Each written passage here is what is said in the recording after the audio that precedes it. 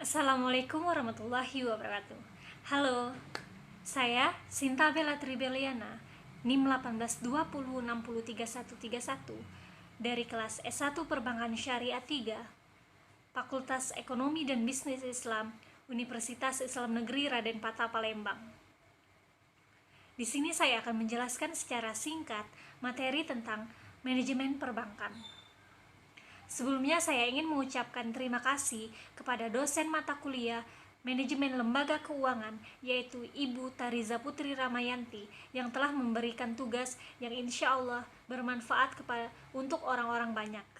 Langsung saja, pengertian bank menurut Undang-Undang Republik Indonesia Nomor 10 Tahun 1998, bank merupakan badan usaha yang menghimpun dana dari masyarakat dalam bentuk simpanan dan menyalurkannya kepada masyarakat dalam bentuk kredit atau bentuk-bentuk lainnya dalam rangka meningkatkan taraf hidup rakyat banyak.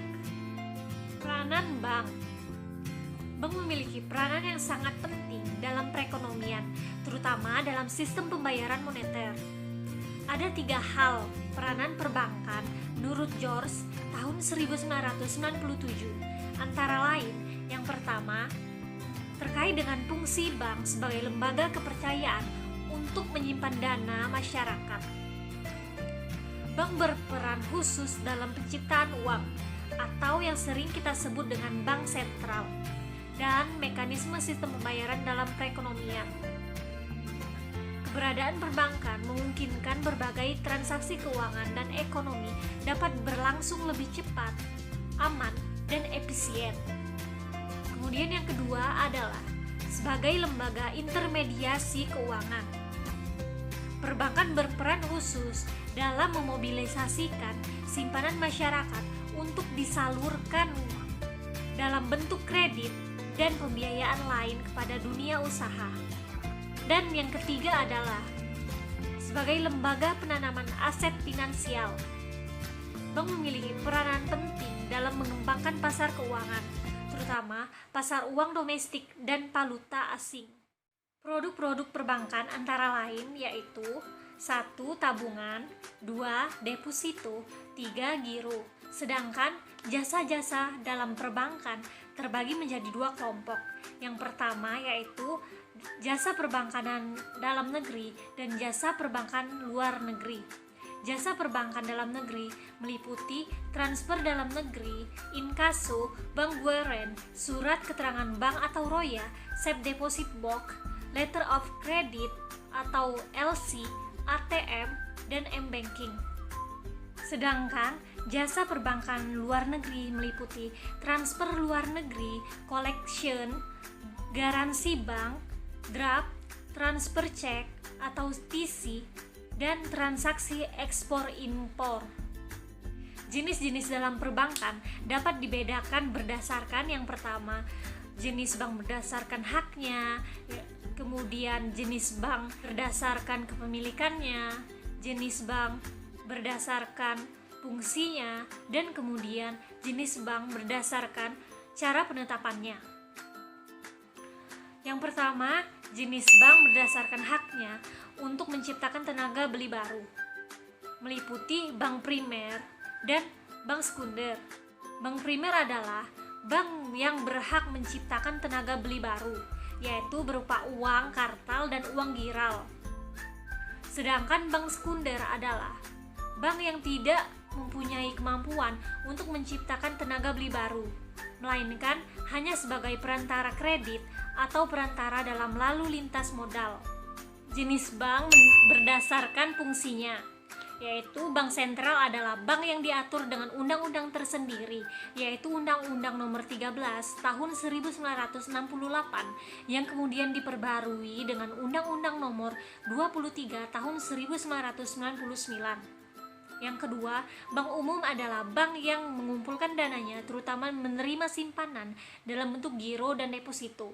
Lalu kemudian jenis bank menurut kepemilikan, meliputi bank milik negara selain Bank Indonesia, meliputi Bank BNI, Bank BRI, Bank BTN, Bank Dagang Negara, Bank Bumi Daya, Bank Ekspor Impor Indonesia, dan Bank Pembangunan Indonesia.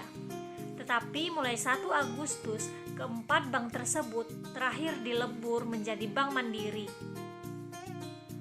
Ada juga bank milik swasta. Bank yang sepenuhnya milik swasta dibedakan menjadi bank umum dan bank PPR.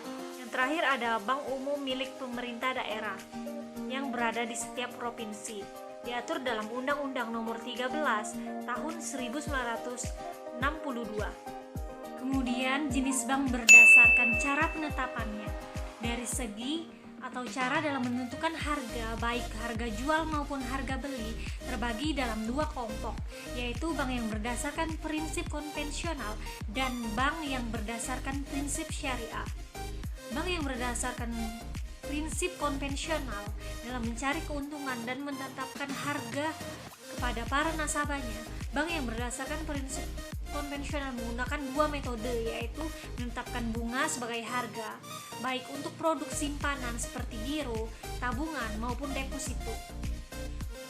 Sedangkan berdasarkan prinsip syariah dalam menentukan harga atau mencari keuntungan bagi bank yang berdasarkan prinsip syariah meliputi pembiayaan berdasarkan prinsip syariah bagi hasil atau mudharabah, pembiayaan berdasarkan prinsip penyertaan modal atau musyarakah, prinsip jual beli barang dengan memperoleh keuntungan atau murabaha, pembiayaan barang modal berdasarkan sewa murni tanpa pilihan atau ijaro. Tugas-tugas bank yang pertama yaitu menetapkan dan melaksanakan kebijakan moneter, kemudian mengatur dan menjaga kelancaran sistem pembayaran, lalu mengatur dan mengawasi bank.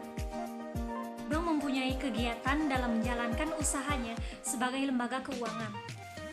Kegiatan sehari-hari bank tidak terlepas dari bidang keuangan. Kegiatan utama bank yaitu membeli uang dari masyarakat atau menghimpun dana melalui simpanan dan kemudian menjual uang yang diperoleh dari penghimpun dana dengan cara menyalurkan dana kepada masyarakat umum dalam bentuk kredit ataupun pinjaman. Dalam melaksanakan kegiatannya, setiap bank berbeda seperti kegiatan bank umum dengan kegiatan bank perkreditan rakyat. Kegiatan bank umum lebih luas daripada bank perkreditan rakyat. Baiklah, mungkin itu saja video singkat yang dapat saya sampaikan. Semoga video ini bermanfaat untuk teman-teman yang menonton. Apabila ada kata-kata yang salah, saya mohon maaf. Pada Allah saya mohon ampun. Saya akhiri. Wabillahi taufik wal hidayah. Wassalamualaikum warahmatullahi wabarakatuh.